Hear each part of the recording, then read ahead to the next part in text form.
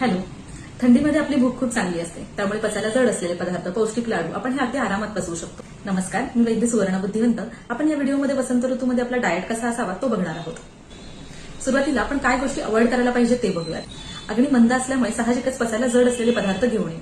त्यानंतर मिठाई, खव्याचे पदार्थ, थंड पदार्थ, मिल्कशेक याचा सुद्धा वापर कमी प्रमाणामध्ये करावा. गोड, आंबट, खारट या 3 रसांमुळे कफ वाढतो, त्यामुळे या 3 रसांचे पदार्थ कमी प्रमाणामध्ये घ्यावे. दही हे गरम स्वरूपाचे असल्यामुळे दही सुद्धा या ऋतूमध्ये घेऊ नये. त्यानंतर आपल्यातल्या काही जणांना सकाळी फळं खाण्याची सवय असते. सकाळी 6 ते 10 हा वेळ कफाचा काळ सांगितल्यामुळे या काळामध्ये सुद्धा फळं खाऊ नयेत. तर आता काय खावं? या काळामध्ये जुनं धान्य खायला सांगितलेलं आहे. जुनं धान्य नसेल तर जे धान्य आहे ते भाजून सुद्धा आपण वापरू शकतो. त्यानंतर ज्वारी, बाजरी, नाचणी हे जे काही मिलेट्स आहेत ते सुद्धा वृक्ष आणि पचायला हलके असतात, त्यामुळे ते सुद्धा आपण या काळात घेऊ शकतो. डाळींमध्ये उडदाची डाळ सोडून इतर सर्व डाळींचा समावेश आपण या काळामध्ये करू शकतो. उडदाची डाळ थोडी पचायला जड असल्यामुळे शक्यतो ती या काळामध्ये कमी प्रमाणात. ऊन वाढते, गरमी वाढते, त्यामुळे आपला कल हा मिल्कशेक, ज्यूस किंवा थंड पदार्थ, आईस्क्रीम यांच्याकडे जास्त आहे. पण या सर्व पदार्थांनी कफ वाढणार, त्यापेक्षा